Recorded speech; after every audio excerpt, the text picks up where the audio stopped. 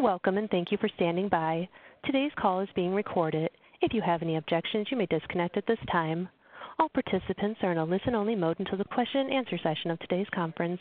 At that time, you may press star 1 on your phone to ask a question. I would now like to turn the conference over to Dr. Heather Brown. You may begin. Thank you, operator. Welcome, everybody. We're so glad to have you here today for our part 2 of Your Money, Your Goals. And Scott Bennett is back with us. He did a great presentation last week. If you missed it, I'll show you where you can have a look at it. That recording is up now, as are all of our past recordings.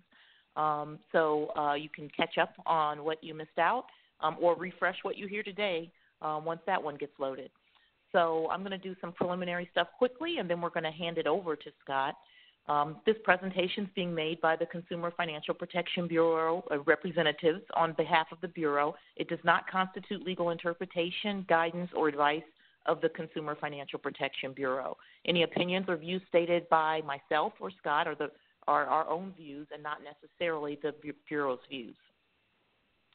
The Consumer Financial Protection Bureau regulates the offering and provision of consumer financial products and services under federal consumer laws and educates and empowers consumers to make better and informed financial decisions. And we do that through our FinX program by educating other intermediaries that educate consumers. That way we expand our reach. Since we are a smaller agency, it helps us to reach more individuals by working through you all. So our goal is to provide you resources, research, and support that you need, and also connectedness in the field in order to get your job done better. So we do, in addition to our newsletter, these webinars. We're going to have an annual conference in September, so stay tuned for more information on that. And we also have regional convenings.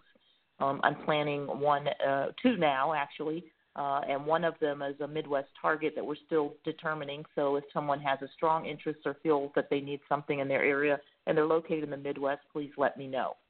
You can do that by writing the box on the bottom of this slide, CFPB_FINX@CFPB.gov. And that is also the box you write when you have other questions around the FinX program or any questions related to providing financial literacy to a population. We're glad to help answer it. Sometimes I get requests that aren't related to me. They may be related to another part of our agency, and I'm happy to forward it. Okay, this page actually shows the link that you would get to if you want to see basically the slide that you see. And at the bottom of the slide that you can't see, there's also a link to additional webinars. And you can see the link that says View Details and Enroll. You don't actually enroll through that, but you can actually look at previous recordings there. And so all of those are updated. If you haven't checked back in a while, please do so if you'd like to see some of the past webinars that we've had. Okay, this is our link that I just showed you to the Adult Ed page. The second is the box that I said you can send things to if you have questions.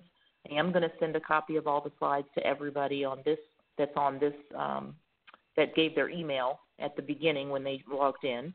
And our LinkedIn page is getting very busy, and we encourage everybody to post questions, events, things that are not marketing for profit to that site. Okay, and our next webinar, part 3 of 4, is going to be next Tuesday from 2 to 3 Eastern Time, April 16th. Okay, so that's everything that I wanted to cover. I'm going to hand it over to Scott now so he can jump into our presentation and switch. Oops, I handed over too soon. I didn't switch the slides. Just a second. Well, Scott, do you want to switch the slides by clicking that top? I think I did it, actually. No, I did not. I think you got it. Yep. Okay, great. Thanks. Perfect. Sorry about that. I handed it over too soon. No problem at all. All right. Well, thank you very much for the introduction, and thank you all for coming back and joining us for part 2. I hope you're all excited to learn a little bit more about Your Money, Your Goals, the toolkit. So we're going to go through the other half of the toolkit today. We covered the first half in the last training. Next week, we'll be covering the focus guides, focus on disabilities, focus on reentry, focus on people, focus on Native communities. And then, of course, the fourth webinar, we will be going into the booklets. So I'm really excited about those as well. as Heather also included, it's time for my disclaimer. I'm not an employee of the CFPB. I'm contracting for the CFPB to provide this information. So if I get a little off topic, it is not representative of their opinion. So that is mine and mine alone. Okay. So purpose again, we're going to go through the tools. I'm going to show you, highlight a lot of the tools, the rest of the stuff that's in the toolkit that we didn't cover last week. And of course, while I'm presenting this, also talk about some different strategies for using the tools, different situations where it might make sense to use them. But of course, that is completely up to you. However you use them, whatever you think is the most helpful for the people you're presenting this information to. Again, whether that's one-on-one or in workshop settings, classes, however you want to use them, is completely up to you. So I mentioned we're going to be finishing up the toolkit today, and then we'll be getting into the rest of the resources over the next 2 webinars. So I hope you're able to join us for those as well. They're a great content to help you frame the conversation around how you present your money or goals to those specific populations. Again, the Native communities, people with disabilities, and the reentry population. Okay, so last week we went through the introduction section and then modules 1 through 4. We also gave a little bit of background about the CFPB and then just resources that are out there. So now I'm really just going to get right into the content, into the modules 5 through 9. So, like I said, we're going to get started. Module 5. So, you know, where over the last couple of weeks we went through over last week we went through the module on savings, then setting goals, then savings, then tracking income and tracking spending.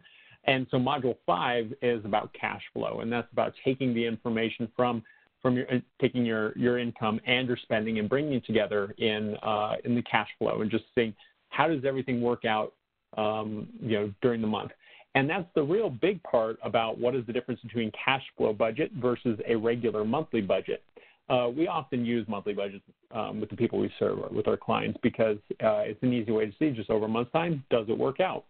But the problem is that can kind of wallpaper over some cracks that might exist, whereas a cash flow budget, what you're adding to the equation here is the week-to-week breakdown. So it actually doesn't just look into how much over the month's time we bring in versus spend, but brings in that week-to-week breakdown so we know week-to-week does it work out. Because then in that case, you might see some issues that might not be present when you have a monthly budget. So if somebody maybe has a paycheck that comes in the second week where they really needed it in the first week, in a monthly budget, it might look like everything's fine, but in a cash flow budget, you would notice the problem, and that can help you identify some ways that we can, once you see that the issue exists, then we can take some strategies for making it work out. So here is the tool itself. This is the cash flow budget. So how it works is you've got your week 1, your starting point, where it says the $250 there at the starting point. Then you add your sources of income. Then you subtract your expenses for the week as well. Then you have your ending balance for that week. And then that balance carries over to week 2, and the process starts again. So again, and you go through and you create that for the full month, and then you have an idea over the month's time, does it work out? So I have an example for you. So we're going to walk through this little scenario here. So I'm going to also look for a little bit of interaction. So if you get ready to do some typing into the chat box, we would definitely appreciate that. So here's the scenario. So you have Raphael is a single parent with 2 kids. He's often late with his rent and other bills because he does not have the money when he needs it. After tracking his spending, he developed a cash flow budget with an educator at a parenting class he takes through cooperative extension in his community. So using the cash flow, which will be on the next page, we're going to make some recommendations to Raphael so he can make ends meet. And so using the scenario, I want you to take a look real quick on this cash flow. So again, this is, you can see, he starts off the beginning of the month with $257 cash on hand. And if you look at the bottom right corner, at the end of week 4, let's say for the end of the month there, he has $361.78. So if you had created just a monthly budget, where you have just for the month's time, money coming in, money going out, then what you'd see is he actually has a positive, basically a positive $104, $104.78. So everything would look fine. But you can see from this cash flow budget, obviously there's some issues. So real quick, let's see if we can get, if everyone's on the same page, when does he run out of money? So looking at his cash flow right here on the screen, when does he run out of money?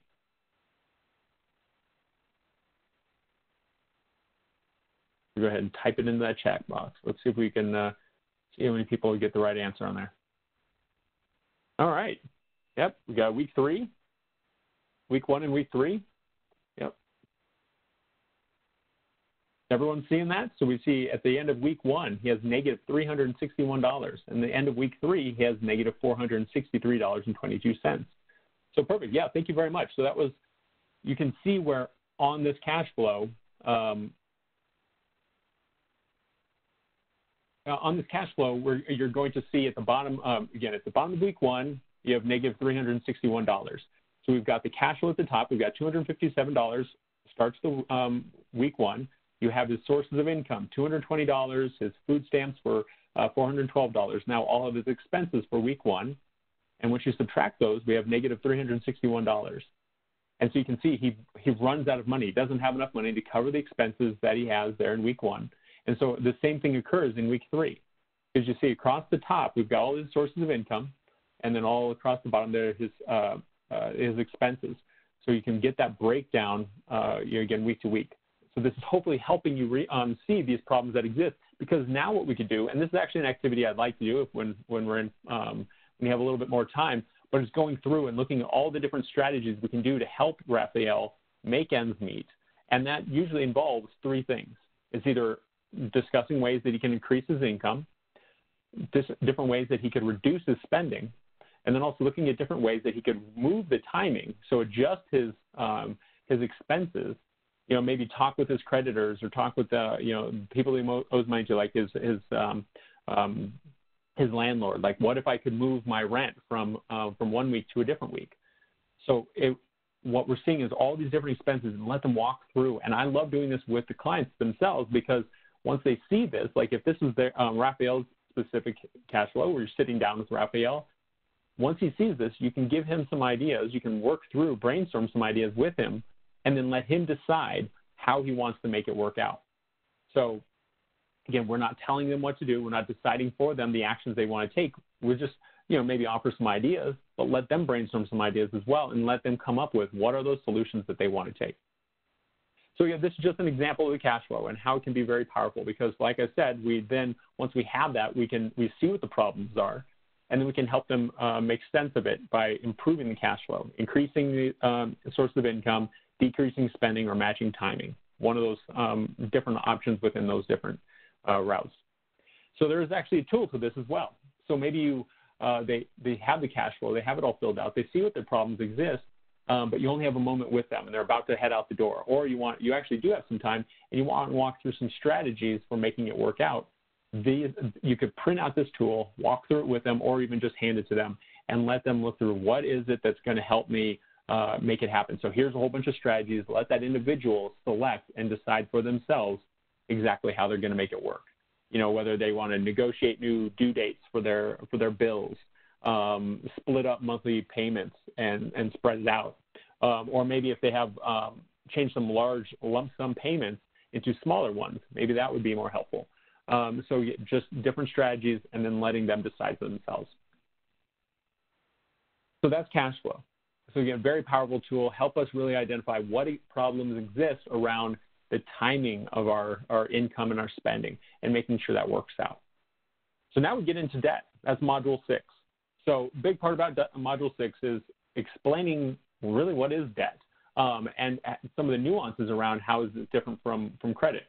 So I'm sure everyone on the call here knows exactly the difference, but a lot of our clients don't, and they can be a little confusing. So how the two work out, and helping with some definitions, some examples, helps them really understand this section. So great educational option for helping them understand more about debt and how to use it properly. So there's even even information about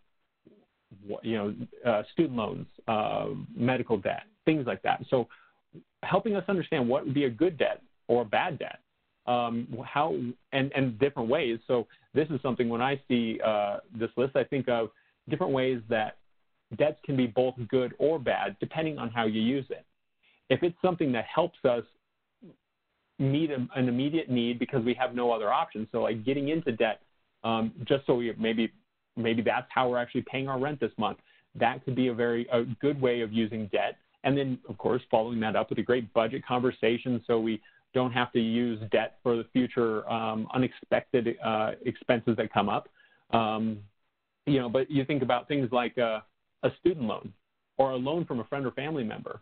I'm sure we can all think of right off the top of our head some ways that this could be positive, like, the loan from a friend or family member. Maybe it doesn't, maybe they're not going to charge us interest on that loan, and they might have flexible loan terms.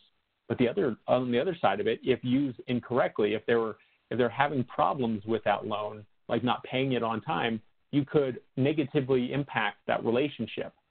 So with all of these, they've got their upsides, they've got their downsides, and the biggest part of this is trying to help our clients understand what is the most effective way for them, not for what we think is the best way for them, but for them to understand really how all these things work and know how to evaluate what is their best option and making sure they're doing it, again, in their best interest. So this gets into comments like, conversations like co-signing. So understanding that maybe our clients aren't maybe not aware that because they co-sign on the loan, they have the same obligation for the debt as that borrower that they're co-signing for.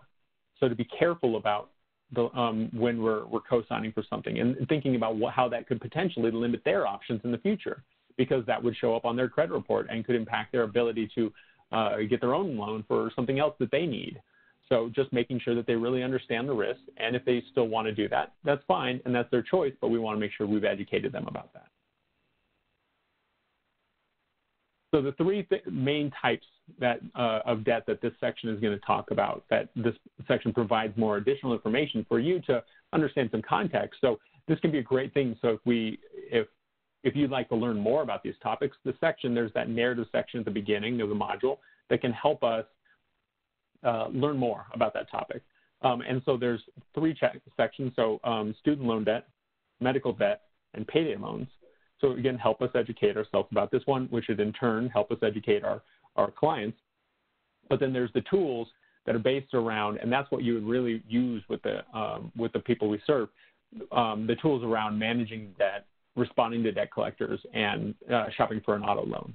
So they can be very helpful in those avenues. The one handout, I mentioned the medical debt piece, and because medical debt is such a huge issue these days, it can be very confusing for the people we help, is that there's a handout there that can help educate our clients to prepare for medical bills. So keeping good records, reviewing our bills, making sure it's careful, thinking proactively about trying to make sure that we understand really what's going to be covered by insurance versus what's going to have to be paid out of pocket. Then it also gets into disputing medical bills, because if there's any issues around it, we do have a little bit of time before maybe a bill might go towards, might hit our credit report. If it goes to collections, we have some time, but that doesn't mean we can be slow about it. We need to be proactive and move quickly on it and resolve or dispute any medical bills that are in there. Make sure they're actually correct. And then, of course, well, if we've got the medical bills, let's pay it down and see what strategies we can do. If our clients qualify for charity care, it's that can be a big help to them. Maybe make a bill from nearly impossible to pay for or just unrealistic based on their income level to maybe actually reduce it down to a level that, while painful and not much fun, but it could actually get it down to something manageable, something they can pay off in a reasonable amount of time. So that's right, just educating them to make sure that they understand their options before they take any steps. So the other tool in here, so that handout was one of the tools in this module. One of the other tools is the debt log. And I always think about the debt log as basically step one.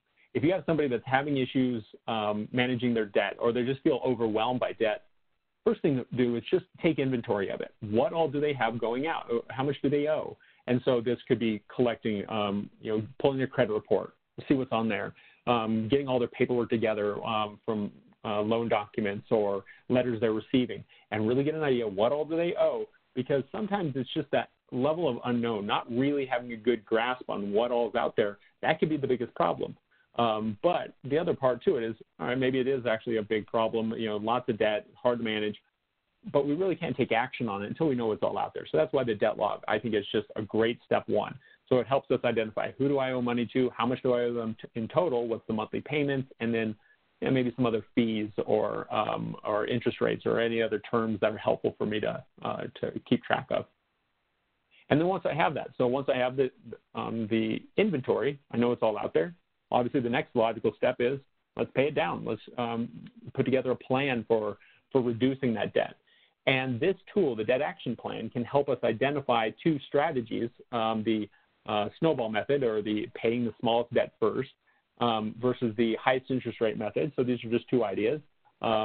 Just suggesting those to our clients to help them identify two different ways that they can pay down their debt. But really, it's up to them. Maybe they want to use a combination of both, whatever. But this debt action plan is going to help them identify what are the debts I have, and what methodology do I want to use to pay down those debts as quickly as possible. Because then once the debt's out of the way, then we're in a much better position. The other thing that our clients could be facing when they have this debt that's out there is maybe they're getting calls from debt collectors. And this can be very disruptive to, while they're at work or even at home, and, maybe they're getting calls all the time. They have rights, and we want to make sure that our clients actually really understand their rights, so they're responding appropriately when they get these calls.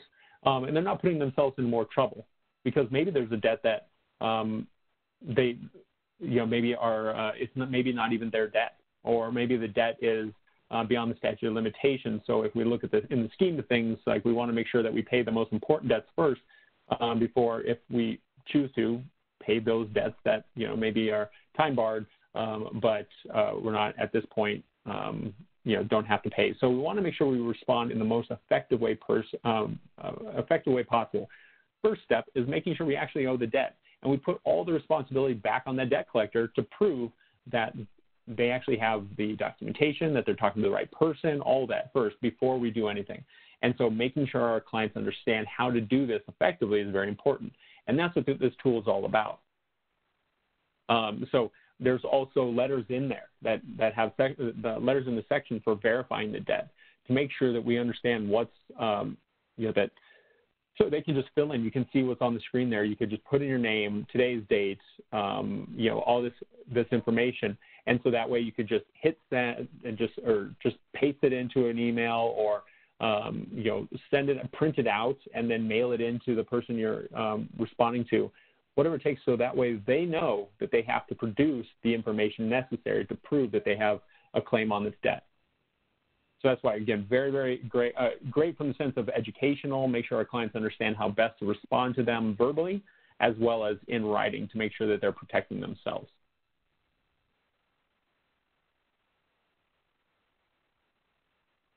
So as I mentioned here, we got they have rights, very important. And that way, with these rights, we want to make sure that our clients are aware of this stuff, so that way they're not possibly being victim of things that really they shouldn't be, like repeated phone calls that are trying to harass them or annoy them, people using obscene language, threats of violence or harm, using false or deceptive practices. So this information is very important. Our clients know this, so that they can hold that strong line to make sure that they're doing everything properly. So that's Module 6, all about debt, taking inventory of the situation, creating a plan for paying down the debt, as well as protecting ourselves from, making sure we're doing everything correctly when we're responding to debt collectors. Now, Module 7, we're going to get into credit reports and scores. So this section right here, I think, is just fantastic. Reason is this is such a commonly misunderstood topic. A lot of people don't really learn a lot about it until they need to, until they actually run into any issues. But it can be a huge barrier for our clients.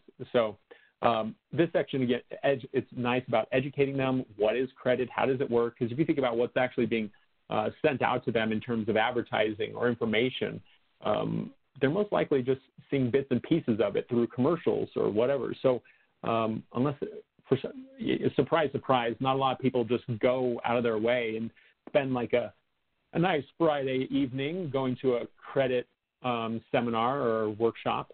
So we don't learn a lot about this stuff until we have to. So this is a great way to educate them about this. Many of you probably hold workshops on this information.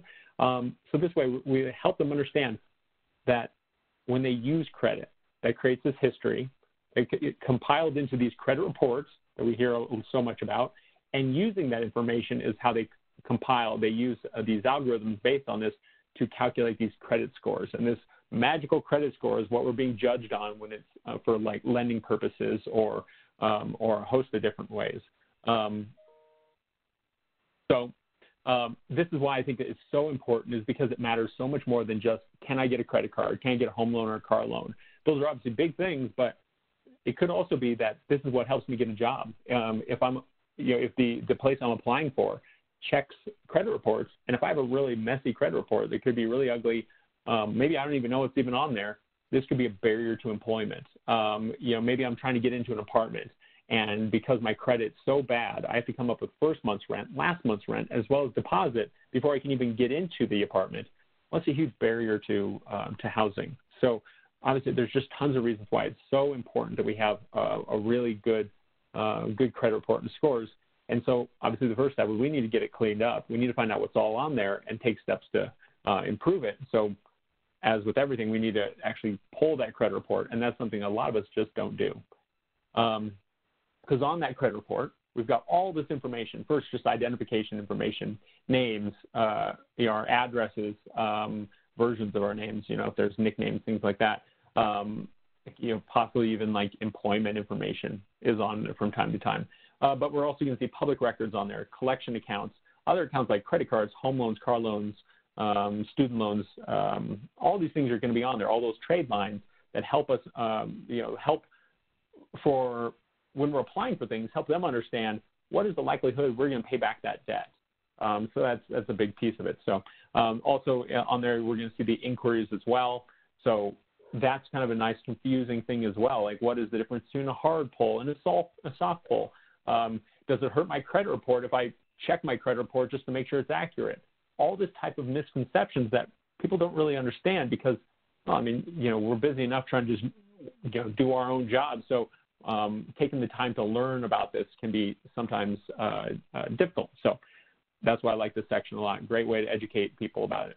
Also make sure that they understand some of the negative information that could be on there and how that works. So if I have a collection account and I pay it off, well, why didn't it just disappear? The debt's paid off, right? Well, it doesn't disappear just because it's paid off. It'll stay on there for 7 years past that last activity date. So once it's paid off, it at least shows it's paid, but it doesn't mean it dropped off. And that's something that sometimes our clients aren't aware of. So understanding this can be very important. So big parts in this section is helping them understand, there's the three credit bureaus, three primary credit bureaus, Equifax, Experian, and TransUnion, using annualcreditreport.com to pull your credit report, because that is actually the nice portal that was created by the government to get in there so it's a good, legit way to actually pull your free credit report from each of the three bureaus once per year. You can spread it out however you wish or do them all at this one time, but this is something you have access to for free, which is great. And the important thing I think about pulling it through this website is that this is a consumer-friendly report, that these are made for you to be able to review your credit report to make sure it's accurate. So it's not just like, oh, I pull my credit report and basically all it does is give me a summary and give me my credit score. It doesn't work that way. We want to make sure, because that's not what's really, at least a very important big step, which is making sure it's accurate. Well, if we can't even see the information on the report, how do we correct anything that's wrong? And so that's why going into this this consumer-friendly report can be very helpful for us. But then also this section helps us understand what's the credit score? How does this work? Because we have all that information on the credit reports and then being churned through these algorithms to create the score. So most often is the FICO score. And so this is kind of that breakdown. So I always try to make sure that they at least understand that 2/3 of your score is your payment history and your amounts owed. So paying your bills on time and keeping your debt load low can be 2/3 of your score. That's huge. So at least understanding the basics, but then if you've got time, give them a little bit more detail, understand how these things can be done, because that will help them guide some of their more advanced steps to building a better, more effective credit score to help them get into better loan products or whatever. So now here's the tools. This is the big part, and because they complement each other so perfectly. So, of course, what is the first step we want to do when it comes to credit reports and scores? We want to pull our credit report. We want to make sure it's actually accurate. So we have to take that first step to pull it.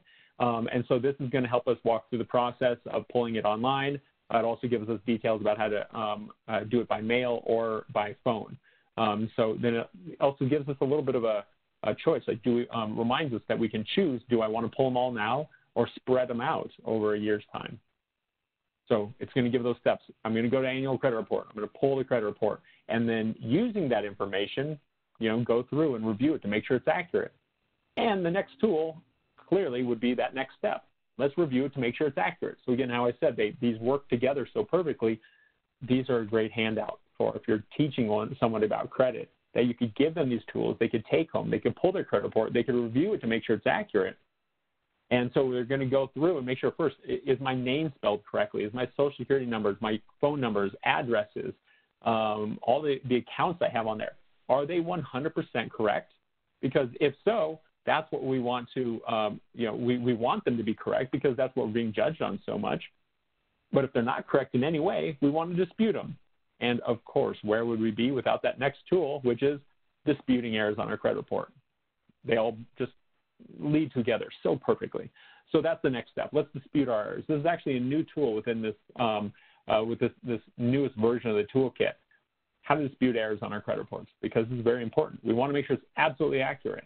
Hopefully it's just a typo, okay? Maybe just like a little error or just somebody else's information accidentally got put on our credit report that we just have to get rid of it. We want to make sure it's absolutely correct because there's also possibility it could be identity theft. And that's why we want to make sure everything is absolutely correct because, if there's any issues with identity theft, we want to jump on that as quickly as possible before it gets out of control. The next step, the last tool of the section here is getting and keeping a good credit history. So that's, after we've pulled our credit report, we've reviewed it to make sure it's accurate, we've disputed any errors, and now let's take those next steps to just maybe start building a better credit report and score. So this is going to be some basic information around, around what I can do to build a good credit report and score, so good credit history. Obviously, if we want to do anything really tailored, really specific to that individual, that's when I'd refer on to a credit counselor. But if you want to give some great starting points to work off of, this is a great tool to get them started. Very effective, good information. And so they can walk down that list. You can see it's right there on your screen. So they're going to look at different strategies for improving it. They can check off the ones that they want to try out and then give them a try. Take those steps and then learn from how that helps them. So that's Module 7. That's credit, all about credit reports and scores, helping us look at different ways that this information can really help us. I mean, it is such a hugely important topic. It affects us in so much of what we do, and yet it's so misunderstood. So that's why I think it's a really effective tool, a great topic for people to understand more about, and these tools reflect or just make it easier for us to understand some of those basic steps that we need to do around credit. Now Module 8. Module 8 is all about choosing financial products and services. So let's check out that chat box again. Let's see if everyone's fingers are working on your keyboard. So let's see how many different places. So who provides financial service and product or product? So who can you think of? We got banks, credit unions. Wonderful. Who else provides financial services and products?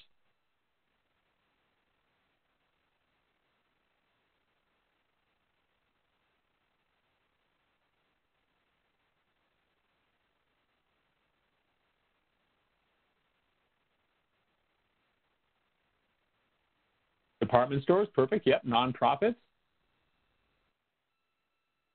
Anybody else? Dealerships? Yeah. Yeah, like when was the last time you went into a store and they didn't try to get you to sign up for their credit card? I feel they're everywhere these days. So the big part of that's kind of what my point is here. So here you think about all the different places that provide financial services. You go to the post office, they provide services. You go to the grocery store, they provide financial services. So how is it that our clients are supposed to know what the best option for them is? And you think about some of our low-income clients. When they're, what are they surrounded by? Do they have access to the best options for them, or do they have limited options to maybe things that aren't quite as effective for them? So that's why I like this section. So for the actual first tool, which I didn't highlight, which is actually the tool helps us identify what is my need. And I like that approach. With this toolkit, it's going to approach it from when we're selecting a financial product or service, I want to know what my need is first. It's not just going to pigeonhole me, put me right into one spot because, well, this is what everybody does. If I'm looking for that particular product, this is it. Well, the nice thing is it says, like, what is your need? And then here are some options, some products that could work for you. And so then you can go from there into comparing it. And that's what Tool 2 does, because it might give you some options that, maybe it's something that you personally would not select or recommend to somebody. But we don't want to take it off the table. We don't want to pretend like it doesn't exist. So this way we help our clients compare them side by side and find out what is the best option for them. And so they make that decision. So we're giving them the tools. We're giving them the information to make the best choice for themselves. So they can go down this list and decide, okay, what are the questions that are actually most important to me when I'm evaluating these different providers? So I can go through and select which one is it that actually meets my needs. So maybe they like the idea of having, so if they're looking for a financial service provider, maybe they're looking for a checking or a savings account, and they love the idea of being able to walk in and talk to somebody in person. So having that physical location is important to them, and having one close to them that's convenient is also important to them. Well, if that's the case, that might make a different decision than somebody else that has no intention of ever going into the physical bank or credit union or wherever to get this product. So that changes the way we look at things. So we're going to help that individual find that specific need for the specific need and the best choice for them. Maybe comparing the different rates, comparing the different options, how they even function. So again, we're looking for that best option for them. So that's Module 8. It's all about financial services and products. That section also has tools into if maybe they decide they want to open a checking account.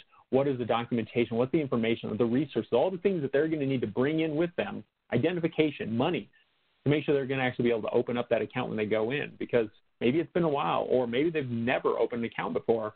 We want to make sure they're as successful as possible when they go through that door. Or maybe on the other hand, they're also might want to look into bank cards. There are a lot of new tools in that module that can help us learn more about bank cards or prepaid cards and make sure that they're used correctly and understand our rights around that financial product. So again, if you take a look at those sections, if you want to learn more about those tools, real easy, just go to the CFPB's website, your Money Your Goals website, and you can take a look at those tools. But I also recommend as service providers, as educators or whatever your specific role is, you can learn more about these topics because this is, maybe something you're not as experienced with, or maybe you know all about it and you just need the tools. Great, they're both here for you. Module 9 now, last module of this section, all about consumer protection, protecting our money. So identity theft is a huge issue. This can take hours and hours and hours for somebody to clear up any issues with identity theft. Can cost them a lot of money. And so what we want to do is help people protect themselves from identity theft. Identify when they could possibly have been a victim of identity theft. And then what steps can they take to, if they've identified that they are a victim of identity theft, what things should they do to clean up the situation, stop the problem that exists, and then educate them about this. Like, what's going on? How does this process work? What things can they do in the future to protect themselves from this? So that's what this, one of the tools in here is about identity theft. And so that's in here. So it's understanding our options. So all about security freezes or just putting alert on our accounts. So understanding our rights around this. So great educational tool there, because identity theft can be a big issue. So the quicker we can get on top of it, the better. The other tool I want to talk about is a handout in this section. It's all about submitting a complaint. So for those of you that work with individuals that, if maybe you're working with somebody and they're trying to work with a financial service provider of some kind and they're running into issues, whether that provider is doing things that are illegal or maybe just, inappropriate, or they're having problems just getting any action taken. So maybe they're trying to pay off a debt, but they can't get any information from the creditor to actually make this work out, or they're trying to create a plan that works for both sides, but they're not getting anywhere. They can submit a complaint to the CFPB to actually get some additional assistance. Now, it's obvious it's not saying that, it's not guaranteeing a particular result that, oh, just because I got the CFPB involved, I'm going to get taken care of. I'm going to be just perfect. Well, it's not guaranteeing anything, but it just means the CFPB is going to step in to help you get a resolution to the situation. And so that can be done either through their website, so going to the consumerfinance.gov/complaint. Actually, if you go to their website, on almost every single page in the top right corner is a little link that says submit a complaint. And you can just click on that and it gets the process started. But also there's the phone. You can call in, and then, of course, it gives you the hours there. But if it's after those hours, you also just can put into a recording. But there's the phone number there. It's on the website as well. So if you have somebody that's more comfortable using a phone to do this, you can also do that as well. And they can take calls actively in English and Spanish, I believe, and but they can handle up to 180-plus languages using a recording session. Then they get an interpreter involved and things like that. So they can do a lot to help our clients regardless of what their primary language is. You can also submit a complaint by mail or by fax. And, of course, again, that information it's on your screen, but it's also on the CFPB's website. If you were to click on that link, it's going to come up and bring that information to you. And that's also just a tool you could hand out. So if that individual wanted to fill it out themselves, go onto the website, submit that complaint themselves, they can do that. You can also help them submit that complaint as well. So really whatever you think is the most helpful for that individual. So when we're submitting a complaint, it's going to walk us through this process. So this is what the website would look like. First, we want to find out what is that complaint about. You identify it by a debt collection. Is it a student loan? Is it a mortgage? Is it money transfer? We want to make sure, so that's going to help them understand a little bit more about the situation. What is the complaint about? What is the problem? And it's going to route them through a process, because maybe not everything is actually something that, not everything that you might complain about you'd think that is actually handled by the CFPB. So if that's the case, they're going to route it. They're going to route it to who should handle it. So maybe it's a Federal Trade Commission, would handle this particular issue, or somebody else. They're going to route it over to them to make sure it gets to the right place. But after that complaint is submitted, the CFPB reviews it and then routes it to the right place. And if it's internal, of course, they're going to want to reach out to you. But then once that complaint is submitted, it gives it it's put together. The company now has time for a response, and then it's actually even published. So you can even, if you wanted to, you could go to the CFPB's website. You can go take a look at their whole database of all the complaints. You can even search in that database by zip code. So lots of different ways you can learn more about what's going on in your community around a particular services. So really neat for both ways, besides just helping that individual get that situation figured out, get a resolution. But it's helping the CFPB know more about what's going on in the financial services sector, know what's going on out there, because if all of a sudden they started seeing a whole bunch of problems from a particular entity, they can start investigating it. And that's where the enforcement aspect of the CFPB can come in. But then otherwise, at the end, the consumer gets to review it. Again, it's not guaranteeing that they're going to get a specific response that maybe they like, but it is at least a resolution to their situation. So that's why this is a great resource. If our clients are having issues, let's get them some assistance. So that's Module 9. So now I'm going to open up for questions. I tried to kind of move through at a decent pace, so that way everyone had a chance to ask any questions about this. I think these are some really important topics. Cash flow, really helpful for helping people understand their budget.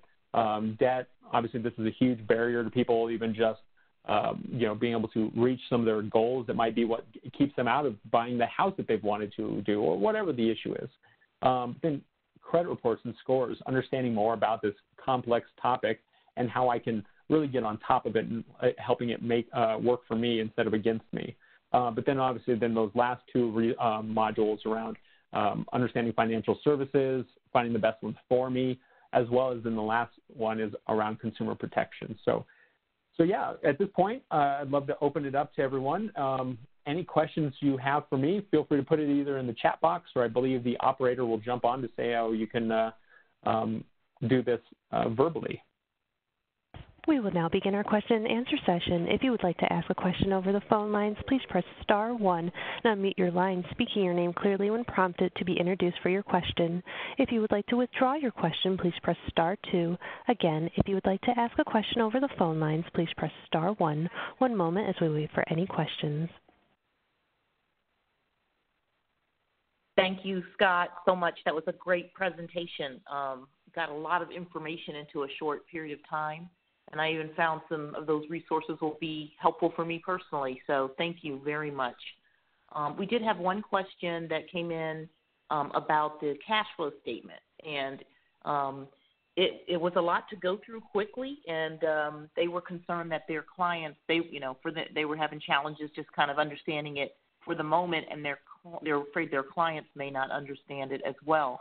And I was wondering, is that one of the tools that's automated so they would be able to kind of add their information and there'd be some sort of a spreadsheet to calculate it, or? Yeah, and that's a great question. And I saw that popped up, and I apologize for not addressing it at the time. So that example that we have up there is something that I like to use for when I'm training people on how to use this tool. But the new updated version of the cash flow budget is a lot cleaner. It's a little bit more simplified. And it is one that is, if you go to the electronic version on the CFPB's website, it is something that you can fill. You can just type into the boxes, and so you can make it look nice and neat by, like, it's just typing in the amounts, but it also auto-calculates. And so when you're looking on the tool, it'd be something where you could use this, like working with the client so they understand, how these columns work and stuff. They look a little cleaner, so it won't look quite as busy as that sheet did on the screen. But that's going to help us understand, like, what's money coming in week to week, and so then we can make choices. And the nice thing is, once you have it filled out, if you have the electronic version on there, you could even go in and, as you work with that individual to identify strategies for making it work out, you can actually make the changes right there on the screen, and the numbers will change. So that way when everything finally at the end, with all the changes that they want to make, you'd know whether or not it actually works out. Because then across the bottom, you're going to see all positive numbers and no negatives that indicate a negative cash flow. Great. Thank you so much. That was a great answer. I also felt like that's good when you run into challenges around overdrafts due to scheduled payments. Or, say you go in and schedule something. If you add it to that cash flow, then it doesn't surprise you. Oh, I forgot I added that, next month. If it comes up, you're ready for it because it's all there and you'll know what's going to happen. So it may help some folks avoid overdraft fees as well. Okay, operator, do we have any calls waiting? We have no questions in queue on the phone lines. Great. Well, I did get a question that popped up. Looked like it came through directly. But the question was around the cash flow is does it work that way? Does it look the same with by paper? And make sure I understand that question right. Is that obviously you can still use it paper version. You can still print it out, and it still has those boxes that are nice and clean to be able to work through and actually fill all the information into. But yeah, obviously it wouldn't auto calculate, on the spreadsheet if it's by paper. But that's where if you just have like a calculator or something like that, you can do the math yourself. But it is formatted in a way that's pretty clear cut, so you can add in your income sources, all your expenses, and then just follow it along and then do the totaling yourself. And looks like we have another question here from Camille about are we allowed to co-brand these materials for use with our clients? The answer to that is no. So you can't co-brand. That was kind of, you remember those fun disclaimers that both Heather and myself put together? Well, there's a lot of clearance process that goes along the approval of CFPB resources. So if you want to use these documents and put your logo on them, as I've understood it, this is how it's been explained to me, is that you're welcome to do that. You're also welcome to even modify some of these tools if you'd like to, but the second you make any changes, and that includes putting your logo on the sheet, you have to take the CFPB logo off the sheet. And that's just the nuance. So again, you're welcome to put your brand on it. You just have to take the CFP brand on it, CFPB's logo off of it. And one thing I would say is, the CFPB is actually very, very nice about not having to worry about giving credit for their resources. I like to still, even if the document's it doesn't have their logo on it, if you use their content to build it, I love to at least just let the clients know that that's where it was based on information from the CFPB resources. I like to say that because they're doing a lot of work to try to put these resources in place to help our clients, and so I like to give them a little bit of credit. But yeah, you're not allowed to co-brand stuff.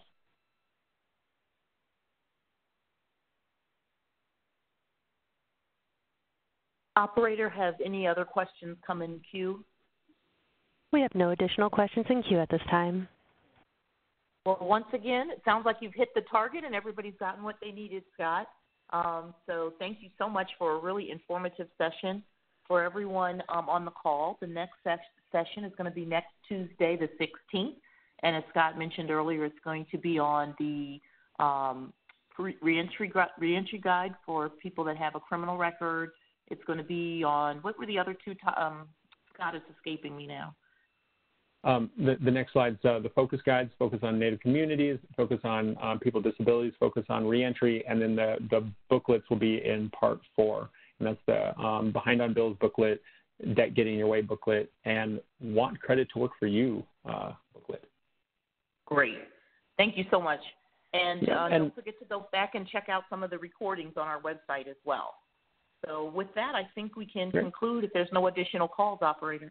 I did just get one real quick question that jumped in here real quick. The question was, the chart for credit protection and requirements has a few boxes that are different from the one in the slides. Will the document be updated? The document so some of our slides, we try to update them, keep them up to date. The most important piece is that the toolkit tool is up to date, and that's what we really try to focus on.